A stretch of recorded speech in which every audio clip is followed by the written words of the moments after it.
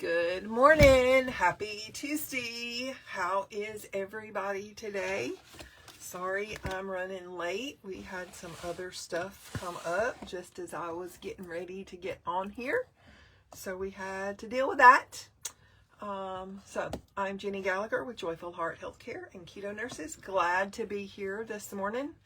So we'll give everybody a minute to get notification that we're going live. And then we're going to talk about some lab markers today. It's been a long time since we talked about lab markers. We're going to mostly talk about inflammation markers, but that includes a whole bunch of things. So grab your notepad, hit the share button. We're going to talk about lab markers that indicate some inflammation. So yeah, that's what we're going to talk about today. So I have my coffee, and what are y'all drinking today? Butter in my coffee. So, lab markers is our topic for today. There y'all go. I see the numbers starting to climb. Good morning, good morning. Good morning, Susie. Good morning, Lori. So, yeah. We're going to talk about lab markers today. I have not discussed lab markers in a long time. And inflammation is a hot topic on social media over the last few weeks. So I thought it would be a great time to talk about lab markers that we look at that indicate inflammatory processes. And so that's what we're going to talk about today. So when mainstream medicine gets lab tests, they typically draw a TSH, a CBC, and a CMP. They will also usually get a lipids. That's the 4 tests they normally draw for your annual wellness lab test. That when you get your annual wellness exam, that's what they normally order. If you're a guy, they will throw in the PSA if you're of age, 50-ish, 60-ish. They'll add the PSA, that's your prostate specific antigen. But generally there's not much in those tests that really indicate a ton of information. That's why my lab graphic has about 20 tests. Those are 4 tests that mainstream typically does. My graphic is about 20 tests. If you have the CBC, you can look for inflammation there in your white blood cell count. The WBC is your white count. The white blood cells are your main inflammatory response during illness. So when you get sick, if you get a GI bug, a sinus infection, an ear infection, a strep infection, a UTI, whatever sickness you get, your white count will trigger this massive increase in numbers. Your neutrophils, your monocytes, all of those white blood cells massively grow and multiply, and you'll see rises in the white blood cell number. Typically, mainstream will say, oh, you don't have a big enough number, high enough number for antibiotics or treatment unless it's really high, like close to 20, 18 or 20. However, inflammation is seen even when white counts are in normal range. In a more functional perspective, we see inflammation when that white blood cell count is above about 6.5 or 7. If you're in that 6.5 or 7 range in your white blood cell count, I would wonder about some chronic subtle inflammation that's just kind of hanging around there all the time. If your white count is 8 or 9 or 10, you have subtle chronic inflammation hanging around all the time. If your white count is anywhere above range, you have subtle inflammation or chronic inflammation that's not so subtle, that's hanging around all the time, and you need to address that. So white blood cell count can tell you a little bit about inflammation. You can have a fairly healthy, optimal white blood cell count and still have inflammation processes going on that aren't triggering a white blood cell response. So know that this is not all inclusive. And if your white cell count is fine, you don't have inflammation. That is not what this means. White blood cells only respond to certain kinds of inflammation.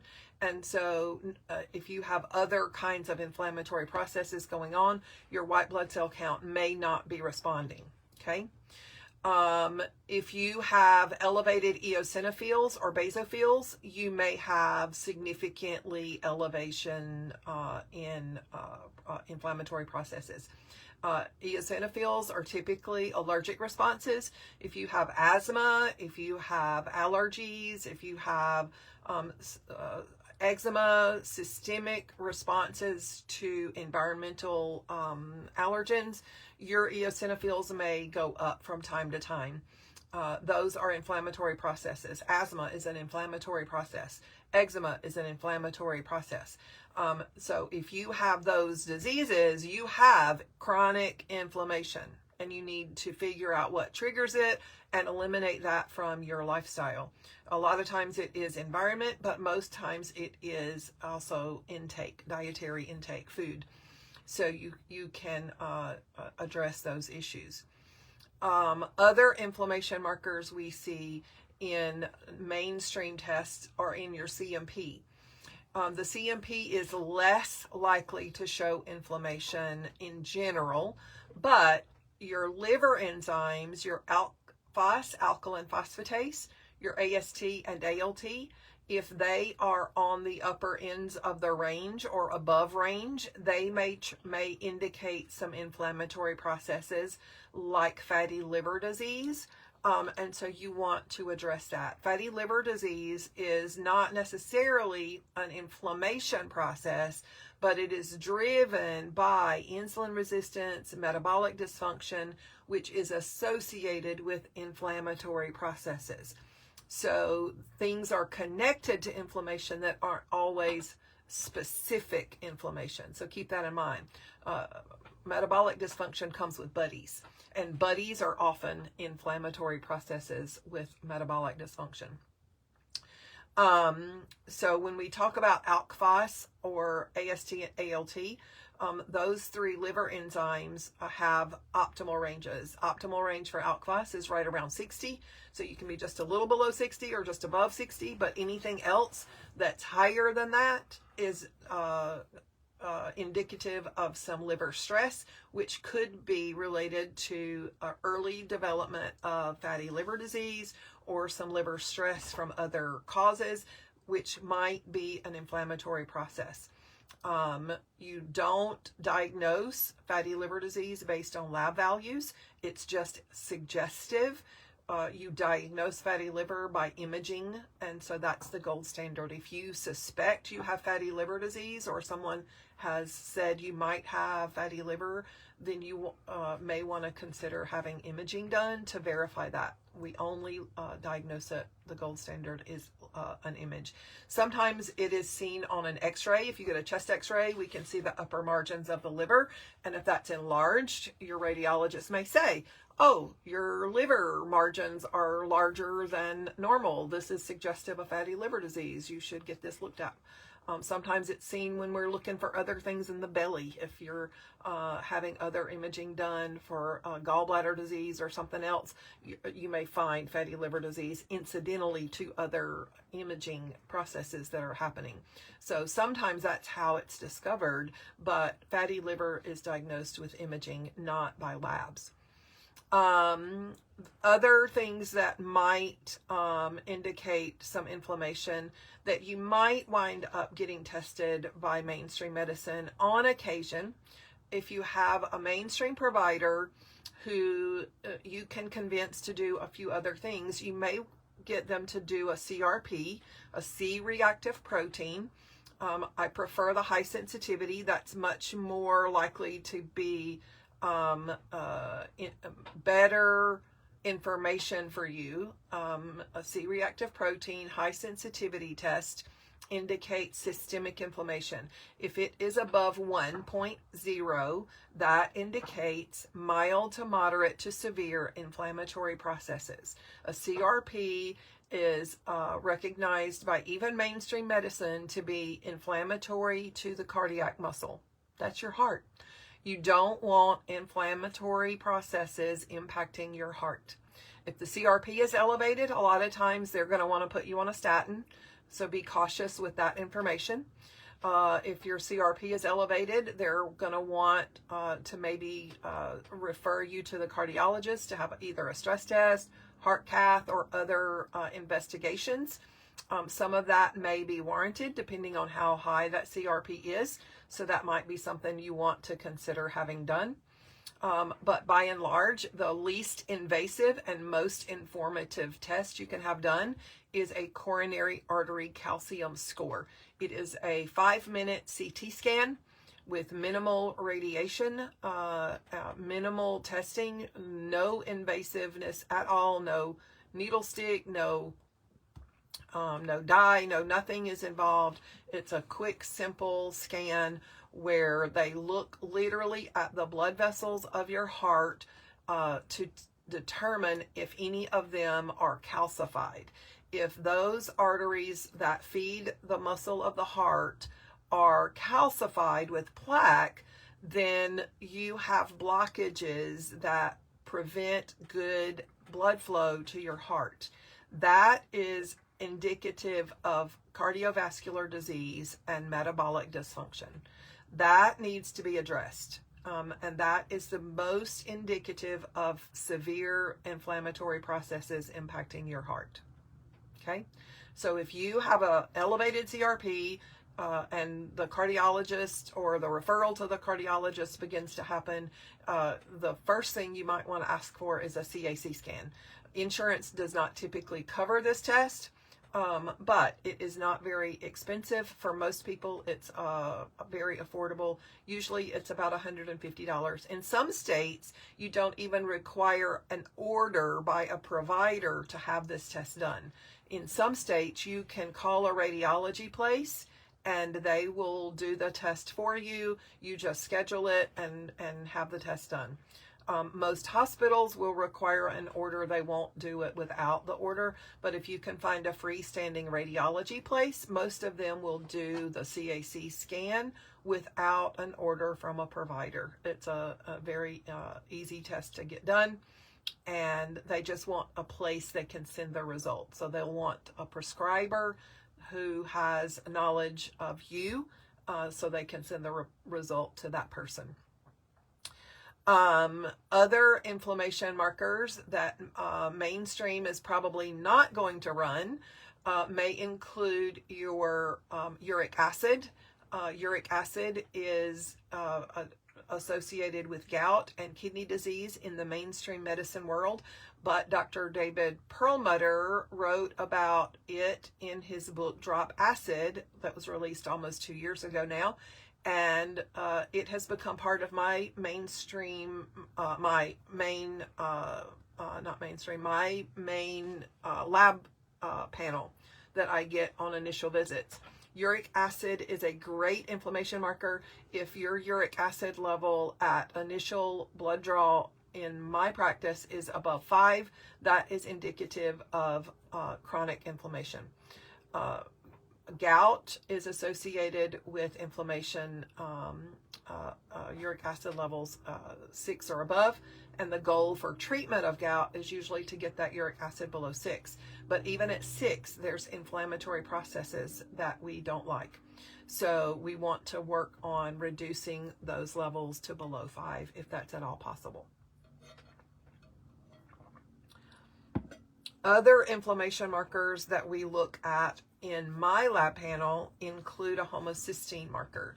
Now, homocysteine is a different kind of test. It's a blood test, but the information is different. And what I mean is, it's not always about inflammation. A homocysteine level might tell us about inflammation, but it also might tell us that you have a genetic variant with regard to your methylation processes. So it's not always about inflammation. We have to get that level and take the answer we get, the result we get, and hold on to that information for a little while. What I mean is, if we have a homocysteine level at, say, 13, above range, we don't know if that is telling us you have inflammation or if it's telling us you have a methylation defect. Insurance does not like to pay for genetic testing sometimes, so it can be challenging to figure out if you have a methylation defect. If you do, that homocysteine level won't fall a lot as we begin to work on removing inflammation. So the next time we get a homocysteine level in 6 months or a year, we may see a homocysteine level that was 13 stay around 10 or 12 or 13, but not fall much, because it's not really an inflammation marker. We may fix all the other inflammation markers in that yearish, but we may not see homocysteine fall a lot because it's not really telling us about inflammation in that particular patient. It may be that it's telling us more about a methylation defect. So sometimes the homocysteine level isn't really telling us about inflammation, it's telling us about a genetic defect. There are other tests we can look at to help us determine that homocysteine is a methylation issue. Sometimes it's related to your B12 level. We can add a VMA or MMA level. We can test your methylmalonic acid level and see if that gives us more clues about your B12 and homocysteine status. But it still may or may not give us perfect answers. So it's more about time and working on the inflammation. So we just have to retest it later to see what happens with all the other inflammation markers. Another inflammation marker that's not always an inflammation marker is ferritin. Ferritin is an acute phase reactant in many cases. However, it is the storage form of iron in general. And so iron, when we consume red meat and dietary iron, red meat is processed and metabolized, and some of it is stored as ferritin. Ferritin is then used by the red blood cell as hemoglobin to deliver oxygen to the body cells. If ferritin levels fall really low, that can impair energy. It can cause terrible fatigue. If it falls low enough, you can wind up with tachycardia, fast heart rate, palpitations, nervousness, anxiety, because your body is not delivering enough oxygen to body cells. Therefore, the body is kind of freaked out. It doesn't know what to do. Oh my God, I can't get enough oxygen, so the heart's going to beat faster and it's going to struggle. But when the ferritin level goes high, then we worry about it being an inflammation marker. High ferritin levels are those levels that are about 1.5 times the iron level. You don't have to have a high ferritin level outside the range to have ferritin be an inflammation marker. If your ferritin level is about 1.5 times your iron marker, then we consider that inflammation. An example would be, what if your iron is 100 and your ferritin is 152? Then we would say your ferritin is probably more of an inflammation marker than an iron marker, because it's so much, the number is so much higher than iron. Now they are different measures for my NPs watching, for my colleagues watching. Ferritin is not the same measurement tool. It's not using the same measurement as iron. They're different measurements, okay? But the numbers are all I'm talking about. So if I have an iron number that is 100 and a ferritin number that's 150, that is probably inflammation. That means that ferritin number has become an acute phase reactant for some reason. That person's body is inflamed, and that is a problem. High ferritin levels, even not outside range, cause problems for patients. That means that iron metabolism is not acting appropriately. that iron and red blood cells, hormones, immune system, all of the processes that use iron and ferritin are likely to be impaired in one way or another, and things are not optimally functioning process-wise. That means red blood cell development is impaired. In some patients with those climbing ferritin levels, the process of building new red blood cells in the bone marrow is actually triggered and sped up. So you wind up with excess red blood cells because the body's trying to figure out what to do with all this extra ferritin. It's like, okay, I have all this extra ferritin. What do I do with it? Oh, I'll just make some extra red blood cells and use it there because that's a good place to put it, right? That's not always a good compensatory mechanism for the body to do, and a good way to manage that. So the other thing is, mainstream might find the elevated red blood cells, but they won't find the ferritin levels. They won't do the test to find out what's going on. So they see the elevated red blood cells and they start chasing the wrong thing. So they will diagnose polycythemias and all sorts of things, and that's not the real problem at all. It's a ferritin issue. We have to fix the ferritin problem, fix the inflammation problem, and then almost always the blood cell development problem will go away. So you have to fix the inflammation. Sometimes that elevated ferritin isn't just inflammation. It's a problem with liver health, hematochromatosis. That's really rare. Some people will Google elevated ferritin and they'll find it and they'll think, oh my God, I have this problem.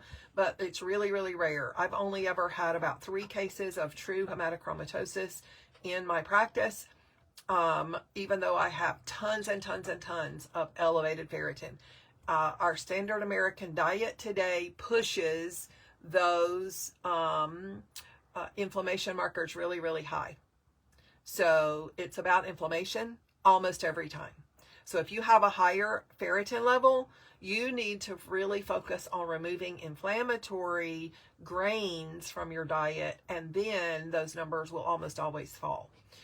Grains are your oats, your wheat, your rye, your corn, your barley, your rice, what else? Millet, buckwheat, all of those. If it's made as a grain, if it's grown in the field and marketed in a bag box or a can, it's probably going to be a grain.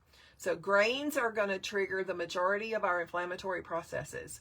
Asthma, rheumatoid, or osteoarthritis, lupus, Hashimoto's, lots and lots of our autoimmune diseases are driven by or triggered by high grain intakes. So getting inflammation markers down is easy. You just get rid of the grains and the markers fall. I see it every single day, every single week, every single month in my practice. The people that get rid of the most of their grains, all of their grains, get the best responses from their lab work. It happens every time. If you want more information about the data, the research, you can see great compilations of the grain research in a book, in several books. One I mentioned already, Drop Acid, by Dr. David Perlmutter. He has another book called Grain Brain. Another book by Dr. William Davis is Wheat Belly. Both of these authors have compiled boatloads of data regarding wheat and other grains that drive inflammation. You can look at Dr. Isabella Wentz, especially if you have Hashimoto's, hypothyroidism. She writes extensively about grain and dairy influences on Hashimoto's, and how she was able to completely resolve her Hashimoto's using dietary intake. Her website is thethyroidpharmacist.com, I think. So all of these authors write in great detail about how grains are detrimental to health just in general for the majority of the population. And I see it all over the country. I take care of patients in many states, and it doesn't really matter what state they're in or what their health problem is. If they're allergic to seasonal allergy stuff, they get rid of grains, their allergies improve. If they get rid of grains and they have osteoarthritis, their pain improves. They have fatty liver disease, they can reverse fatty liver usually in 3 to 6 months if it's not progressed severely, if they get rid of grains. Type 1 and type 2, type 3, type 4, and 5 diabetes respond really well to grain-free, low-carb eating plans.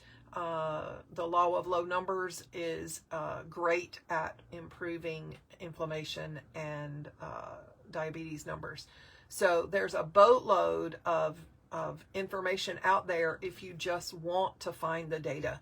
Some people will ask in various groups that I work in all the time, send me the data. All you got to do is like Google NIH, wheat inflammation, or grain inflammation, or just look up these books. I post about books all the time that I find beneficial and helpful.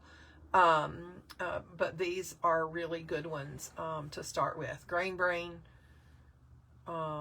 Wheat Belly, and then the Thyroid Pharmacist book, Drop Acid. Those are great ones to start with because they've already taken all the data from research and put it in a book form.